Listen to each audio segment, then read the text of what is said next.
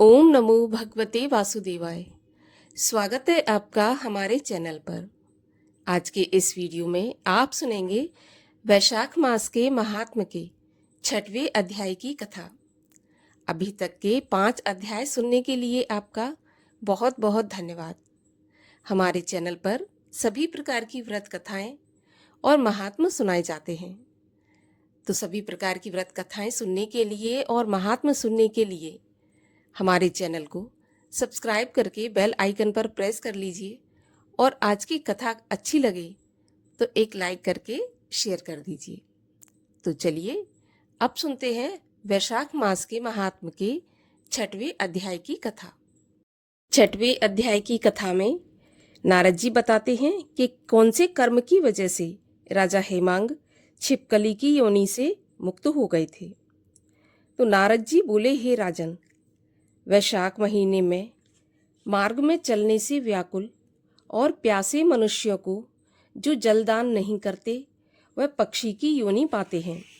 उदाहरण के लिए हम एक ब्राह्मण और घर की छिपकली का प्राचीन इतिहास कहते हैं।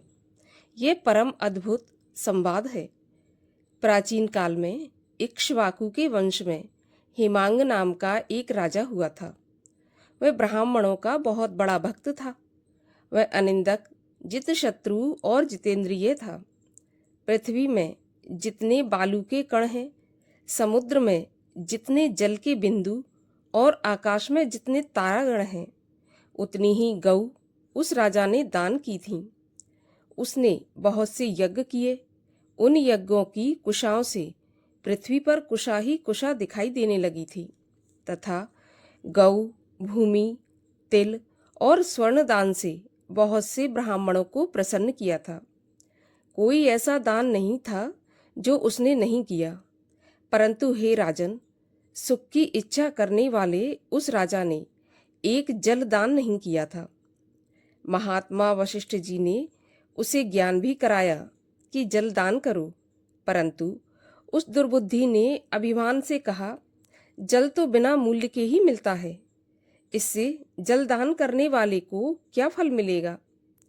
ऐसी अनेक बातें कहीं और ब्राह्मण को जल का दान नहीं किया। कहने लगा कि अलभ्य वस्तु दान करने से पुण्य मिलता है और यही सही भी है।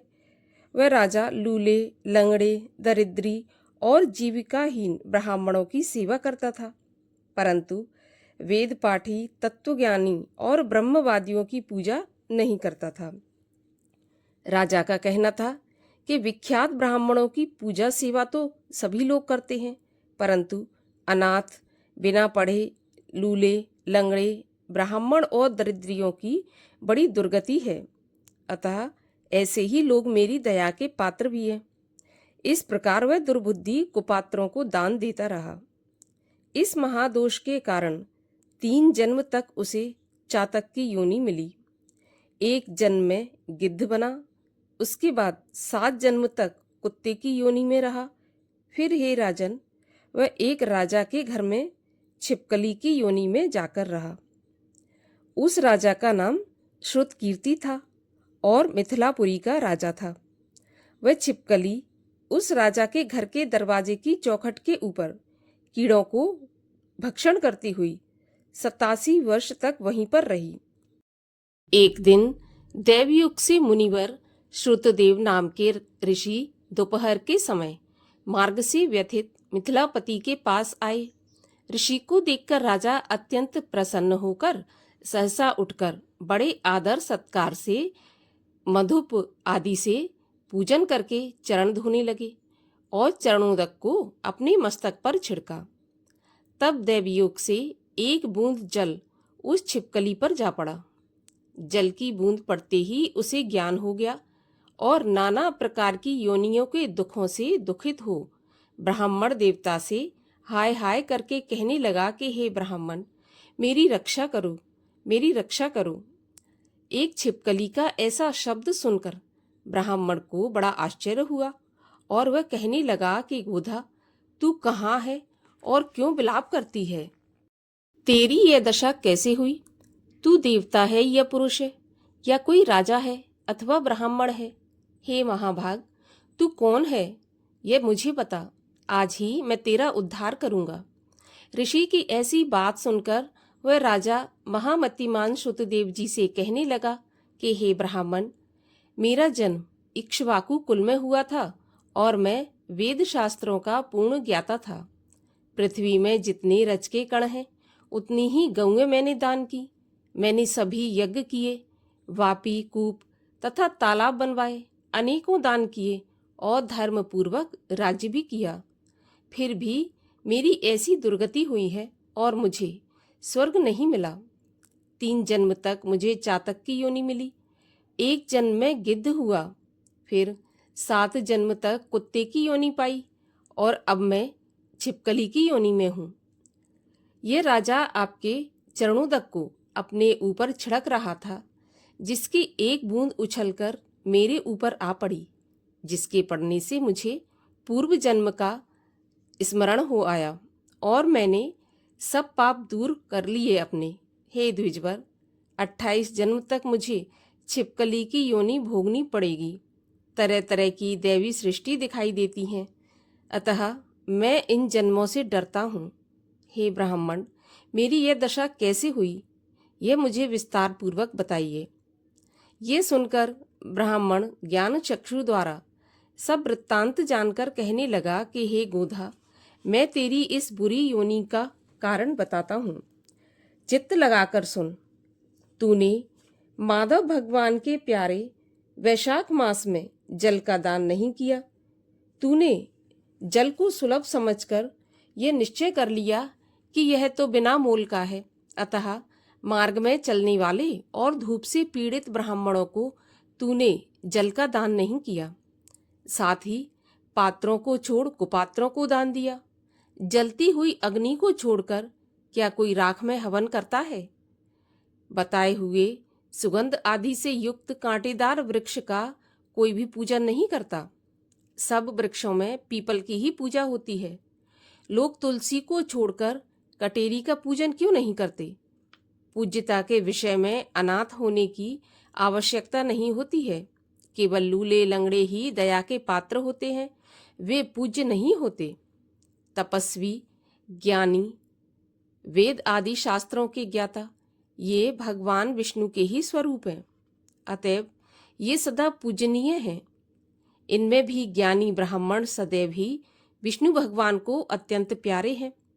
इसी कारण ज्ञानी ही सदा पूज्यों में अधिक पूज्यतम है और साधु महात्माओं की अवज्ञा ही इस लोक और परलोक दोनों में दुखदाई है। महापुरुषों की सेवा ही धर्म, अर्थ, काम और मोक्ष का कारण है। ऐसे ही करोड़ों अंधे कर्तव्य और अकर्तव्य को नहीं देखते। जैसे मंद आशय के लोगों की संगत से कुछ नहीं मिलता, वैसे ही जलमय तीर्थ और मिट्टी अथवा पत्थर के बने देवताओं से भी तत्काल कुछ लाभ नहीं होता। ये तो बहुत काल में पवित्र करते हैं, किंतु साधु महात्मा तो अपने दर्शन से ही पवित्र कर देते हैं। साधु सेवा से कोई भी सुशिक्षित पुरुष दुखी नहीं होता। जैसे अमृत को पीने से जन्म, मरण, वृद्धावस्था आदि दुख नहीं देते, तूने जल का दान नहीं किया, न साधुओं की सेवा ही की। हे इक्ष्वाकु नंदन, इसी से तेरी यह दुर्गति हुई है। वैशाख मास में जो मैंने पुण्य किया है, उसका फल तेरी शांति के लिए मैं तुझे दे दूंगा। इसके प्रताप से तेरे भूत, भविष्य और वर्तमान कर्मों के संस्कार दूर हो जाएंगे। ऐसा कह हाथ में जल लेकर उसे सर्वोत्तम पुण्य का फल दे दिया। इस प्रकार जब उस ब्राह्मण ने वैशाख के 1 दिन के स्नान का फल उसे दे दिया, तब उसके सभी पाप दूर हो गए और छिपकली की योनि त्याग कर दिव्य विमान पर चढ़कर दिव्य माला, वस्त्र और आभूषण पहनकर मिथिलापुरी के महल में सब प्राणियों को देखते देखते हाथ जोड़कर मुनि की परिक्रमा करके नमस्कार करके और आज्ञा लेकर स्वर्ग को चला गया। देवता लोग उसकी स्तुति करने लगे। वहां 10,000 वर्ष तक अनेक भोगों को भोगकर वही राजा इक्ष्वाकु के वंश में महाप्रभावशाली काकुस्थ नाम से उत्पन्न हुआ और सप्तद्वीवर्ती पृथ्वी का पालन करता हुआ बड़ा ब्राह्मण साधु सेवी इंद्र का सखा और विष्णु का भक्त हुआ। तब वशिष्ठ जी ने उसको वैशाख मास के सब कर्तव्य धर्म सुनाए, जिनके करने से उसके सब दुख दूर हो गए और दिव्य ज्ञान को पाकर विष्णु की सायुज्य मुक्ति को प्राप्त हुआ।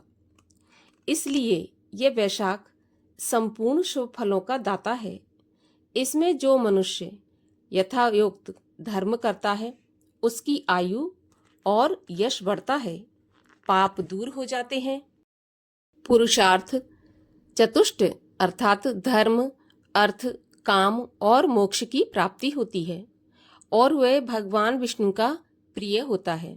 अतएव ब्राह्मण, क्षत्रिय, वैश्य, शूद्र ये चारों वर्ण तथा ब्रह्मचारी, गृहस्थ, वानप्रस्थ और सन्यासी चारों आश्रम वाले मनुष्यों को वैशाख मास के बताए हुए कर्म अवश्य करना चाहिए। इस प्रकार वैशाख मास के 6वें अध्याय की कथा का यहीं पर समापन होता है। आगे के अध्यायों की कथा सुनने के लिए और हमसे जुड़े रहने के लिए चैनल को सब्सक्राइब करके बेल आइकन पर प्रेस अवश्य कर लीजिए और कथा अच्छी लगी हो तो एक लाइक करके शेयर भी कर दीजिए।